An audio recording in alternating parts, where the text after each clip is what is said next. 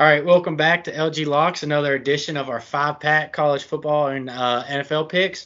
Grayson's unfortunately not here. He's on his way up to Indiana to watch Notre Dame and Clemson. Got stuck in traffic. We got a guest picker this week again. We got Cole. Unfortunately, he's a VT fan, but we'll let that slide this time. But he's our boy down here in Emory and Henry PT program. So we're going to start off right off the bat, Tennessee and Georgia. So where Grayson's not here, I got his picks. So he's got Georgia covering the -8. What you got, Cole? I got Tennessee covering 8. It's tough, Tennessee's ran the gauntlet this year, and going down to Georgia, it's going to be a tough game. I think they're going to be able to cover 8. I don't see them winning, but I think Hendon Hooker is a much better quarterback than Stetson Bennett, and I see that offense being able to keep up with Georgia. I just don't see Tennessee's defense being able to slow them down enough. I can see this being like a late cover type of deal, but I think Tennessee has enough firepower to at least cover 8. Yeah, I'm kind of with you. This is probably the hardest game on the slate, or it's at least top 2 on the slate to pick. Tennessee's offense is insanely efficient. They're high-powered. But I'm actually going to go the other way. I'm going to go Georgia -8 too. I think even though we haven't really seen them play anything crazy good, I know they played Oregon the first week, but that's like freshly transferred Bo Nix. He's a little overrated in my opinion, but even if you think he's good, like that's still the first week of the season in a new offense. They haven't really played anybody, so that kind of scares me. But I don't think, like you were saying, I don't think Tennessee's defense can get enough stops to win the game. So I'm kind of hoping for that late cover the other way. -8 is like right on that border of comfortable and easy to be backdoor covered. So I think it's a tough line to pick, but I'm going to try and trust Georgia's defense and what I think is the best team in the nation right now. But like you were saying, Hendon Hooker and Jalen Hyatt, I mean, I could see them easily covering. So this one's tough. Not just Jalen Hyatt. Getting Cedric Tillman back last week or 2 weeks ago, arguably he's better than Jalen Hyatt. Now, obviously, Jalen Hyatt has gone crazy this year, but those 4 receivers they have, Cedric Tillman, Jalen Hyatt, Ramel Keaton, Brew McCoy. I mean, that's in terms of 4 wide receivers on one team in the nation. That's not even close that those 4 are the best group in the country. Yeah. Everybody talks about Ohio State having the best receiving core. I think they're talented. They're great. They're talented, but I think Tennessee is the deepest at that position in the country. Yeah, I agree. All right, another 3:30 slate game. We're moving over to Oklahoma State at Kansas. As of now, no Jalen Daniels. So Grayson has Oklahoma State covering. They're +1 right now. I also have Oklahoma State. It's very simple to me. No Jalen Daniels, no dice. Like, I'm not going to bite on Jason Bean. I think the defense has holes, and I think this is a great bounce back spot for Oklahoma State. I think Spencer Sanders and company are going to be like have a reason to come and show out after getting absolutely smacked last week. So they're just going to play with some urgency. I know Jason Bean's decent. He started 9 games last year, but he was like 1-8, I believe. Mm-hmm.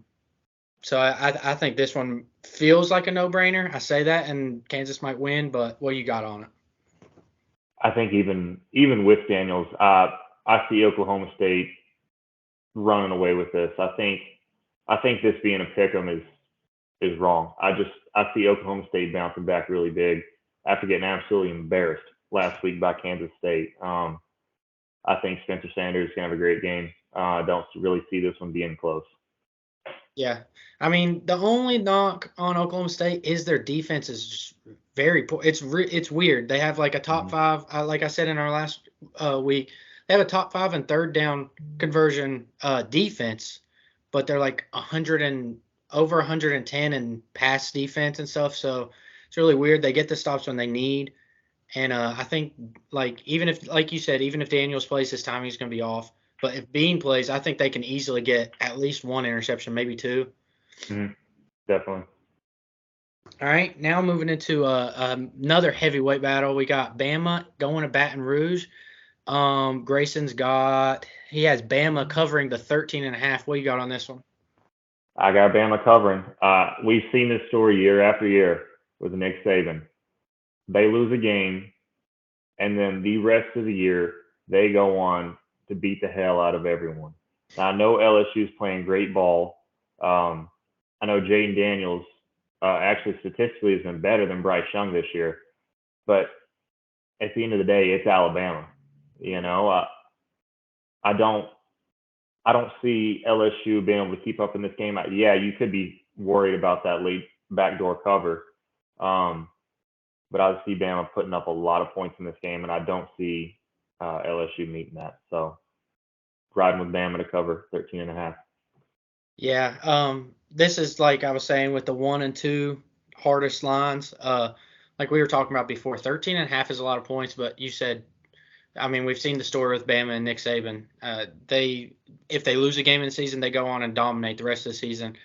I'm gonna take a shot here with LSU, only because it's at home. If it wasn't at home, I don't think I would do it. I think that I'm gonna try and go for a backdoor cover with this game. Um, I mean, ever since they had that loss to Tennessee, where 40-13, I think it was, they put up 45 points back-to-back games. I know it's kind of against weaker opponents, but we've seen Bama's defense get exposed a little bit. Now LSU doesn't necessarily stretch the field as much as like Tennessee and these other teams or Texas, but I think they have enough explosive plays and maybe some broken plays. Both teams are coming off a bye, so I maybe the hot streak that LSU was on watered down a little bit. But I'm just kind of hoping. I love the over. It's only at 56.5. I don't know, like that's not a lot of points, but like you said, I think Bama puts up a lot of points, and I think the way that LSU's playing, they put up a lot of points too.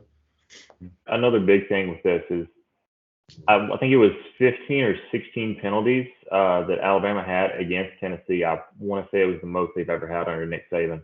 Um, their games since then, they've cleaned that up a lot, and I think that could be a big reason why they'll be able to stop LSU on defense enough for them to be able to cover in this game. That's very true. I do remember seeing that stat, and like you said, like we were talking about before, Brian Kelly in big games doesn't Mm-hmm. usually his teams don't usually step up. I'm hoping that it's just different because it's SEC football and it's LSU Baton Rouge home game against Bama coming off a bye week. But I kind of agree with you. I just I'm wanting to play devil's advocate a little bit too, but Mm-hmm.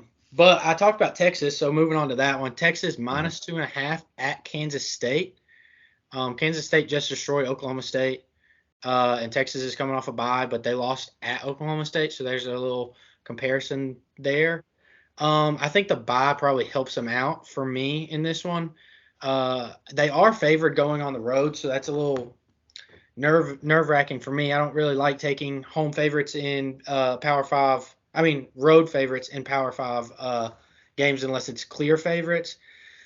I just feel like it's a letdown spot after Kansas State just destroyed Oklahoma State. I know that that's kind of like just a gut thing. I don't really have any stats on this game. I just think that Kansas State might kind of be on a high and they might regress a little bit. And Texas kind of had that week off to figure some stuff out. And Quinn Ewers' really bad week, the one prior against Oklahoma State. So that's what I got. And also Grayson's got Kansas State in this one covering at home. So what you got?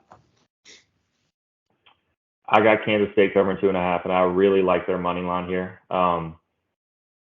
Quinn Ewers, the talent's there clearly, but he has not lived up to the hype this year yet. I mean, obviously he's made some incredible throws, but like we saw against Oklahoma State, I think it was 14 or 15 overthrows. He was having a very difficult time reading coverages, and you see what Kansas State's defense just did to Oklahoma State. Um, and their offense clearly is going to be able to put up points even without Adrian Martinez. Will Martin, the backup quarterback, was incredible last week against Oklahoma State. So even if Adrian Martinez is out, which it's likely that he'll play as of now, but even if he doesn't, I still think with Will Martin that they can win this one. And I know coming off a bye for Texas, that's going to give them a lot more time to prepare. But I just think Kansas State is the better team, and especially being at home, I'll take them. Yeah, I kind of like that angle. I mean, thinking about Quinn Ewers and how he struggled against Oklahoma State, like I just said a little bit ago, they're very bad. They might be the worst Power 5 team against the pass, and the fact that he struggled against them is a little nerve-wracking. But I'm gonna stick to my gut on this one and go Texas. But I kind of like the angle that you got, and I think that's what Grayson was going with too. He was talking about how he struggled against Oklahoma State. Kansas State just held them to 0. So like, how would he respond to their defense? Last game on the slate. We're moving to the ACC. You're an ACC guy, so I'm gonna let you take this one. Wake Forest -4 on the road at NC State. What you got? I'll be taking Wake Forest to cover 4.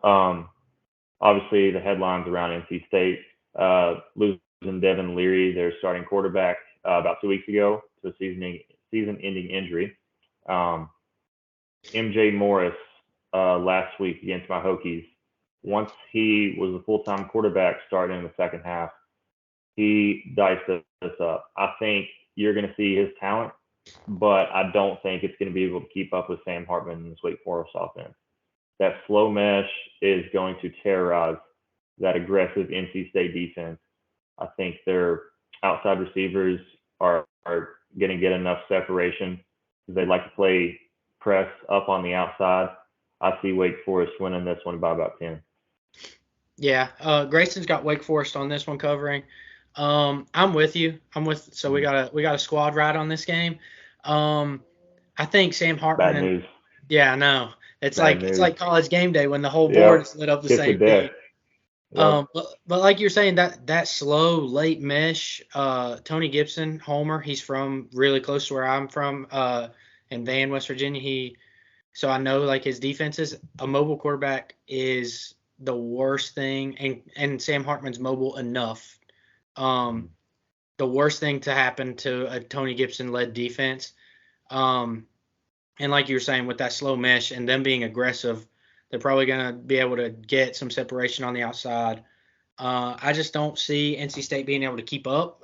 Like you're saying, MJ Morris is talented. Have they had time to develop that connection? Maybe. So I'm with Wake Forest -4 on this one too.